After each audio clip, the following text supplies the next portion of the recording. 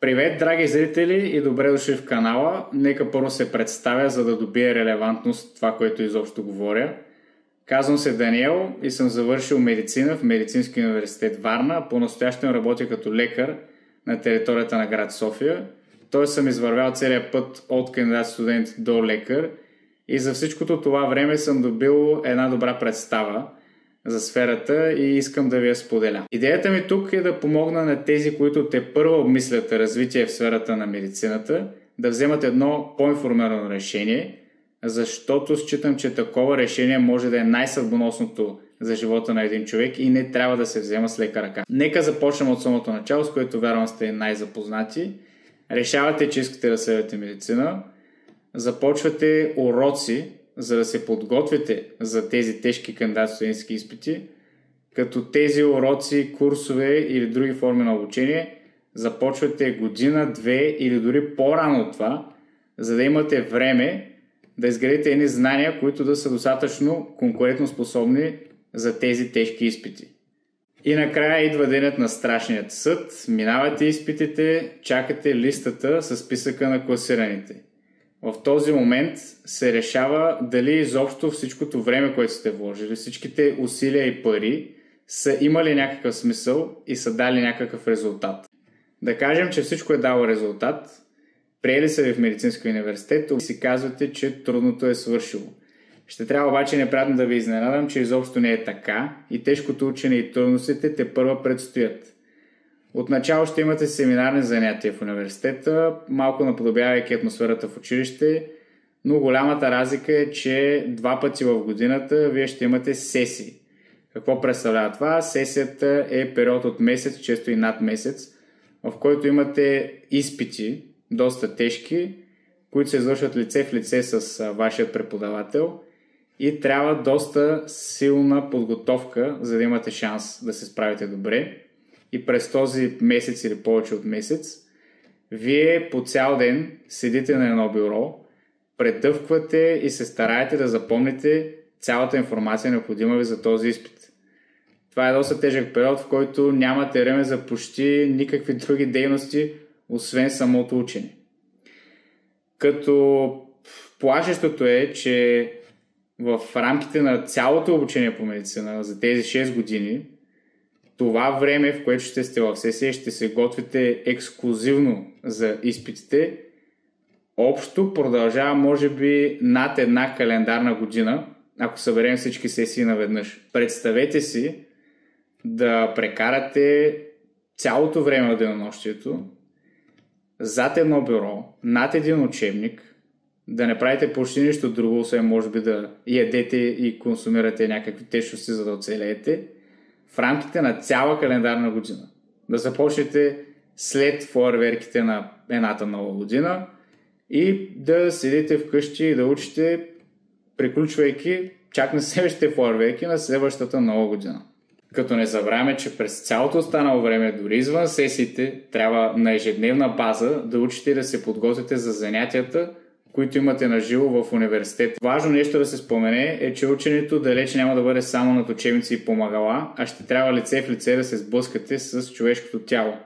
Отначало една идея малко по-леко, като боравите с човешки кости, но малко се преминава и към кадаври, или това са специално обработени за учебни цели трупове, по които вие ще трябва да изучавате отделните части, които до сега само сте чели, като ще се налага да докосвате и изучавате и самостоятелни човешки органи. Затова смятам, че хора, които са много чувствителни към подобен тип гледки, определено няма да намерят своето място, следвайки медицина. А когато напреднете с обучението, нещата започват да оживяват.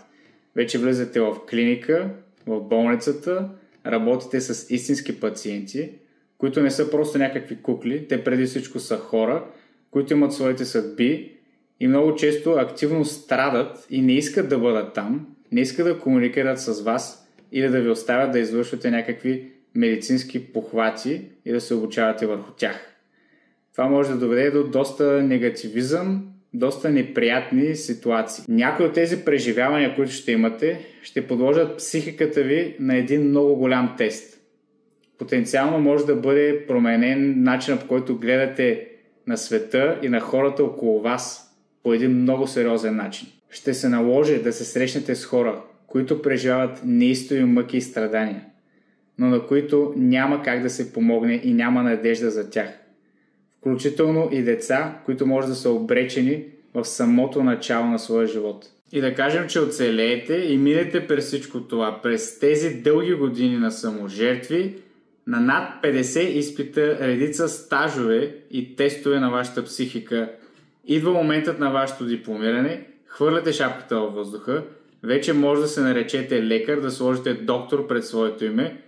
Това всичко звучи добре и вече сте убедени, че трудното трябва да е свършило и че е дошъл моментът да берете плодовете на своя труд. Съжалявам дълбоко, но ще трябва отново да ви разочаровам, защото нещата изобщо не стоят така. Всъщност, след завършването, вие все още сте никои. Защо е така? Защото за да практикувате като лекар, вие трябва да се развиете в дадено направление на медицината и да придобиете специалност в него. Тоест сега тепърва вие трябва да намерите място, което ще ви осигури обучение, за да може да придобиете тази специалност и да сте пълноправен лекар-специалист. Каква обаче е реалността? Такива места са силно ограничени като брой в България, особено в големите градове и големите болници, където има шанс наистина да научите много. А в малките градове, дори и да се намират такива места, материалната база там е силно недостатъчна, за да ви предостави необходимото обучение, за да станете един уважаван специалист. Като може дори да се стигне до там, да харесате дадена специалност и да почнете да обикаляте болници в цяла България, с надежда да се намерите място, където да специализирате, но да не намерите абсолютно никъде такова.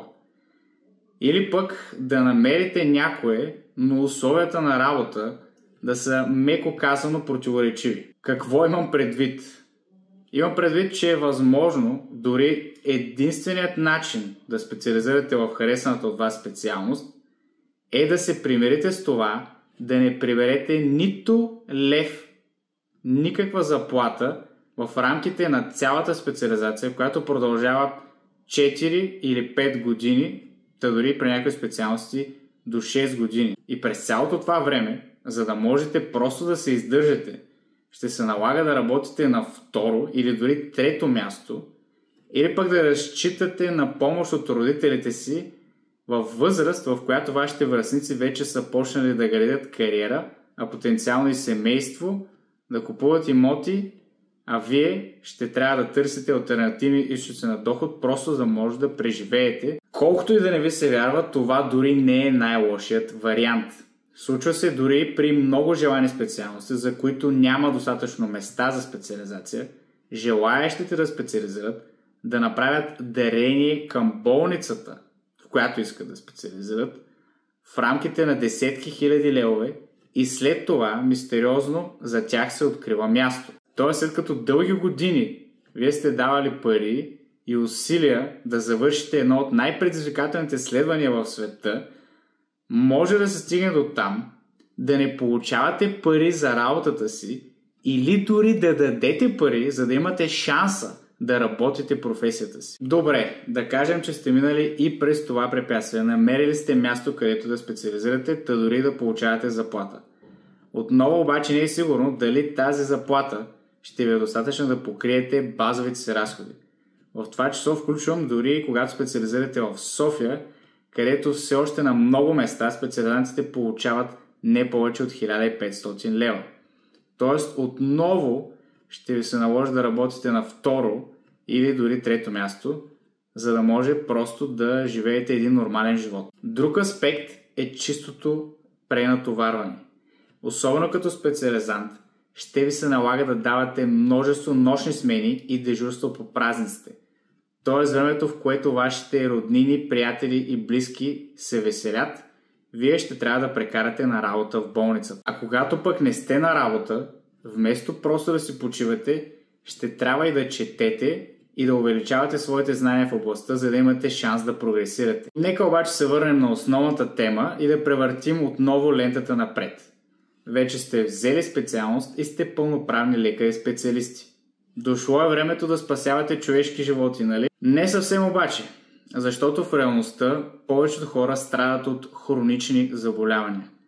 Заболявания, които вече са в един доста напреднал ход и вие единствено можете да облегчите някои от техните симптоми или дори в някои случаи няма какво да направите изобщо. Дори може да се стигне до там, че даден пациент е в толкова лошо състояние, че да се случи да си отиде пред вашите очи и във вашите ръце, докато се опитвате да го спасите. Това е нещо, което никога няма да забравите и ще ви промени за цял живот. И в крайна сметка, вместо хората да оценят вашите саможертви, често те проявяват агресия срещу вас, въпреки опитите да им помогнете. Всички сме гледали колко често по новините има случаи на вербална и физическа агресия срещу медицински лица. Това също не трябва да бъде пренебрегвано. И след като ви споделих всичко това, вярвам вече се убедихте с какви несравними трудности е свързан пътят на един лекар. И че ако тръгнете по този път, само защото очаквате много пари или социален статус, бихте били в голяма грешка. Аз лично смятам, че единствената мотивация, която може да осмисли да изминете този дълъг трънлив път, е ако имате искрена любов към хората и искрено желание да им помагате точно по този начин и не си представяте да работите каквото и да е друго в този живот.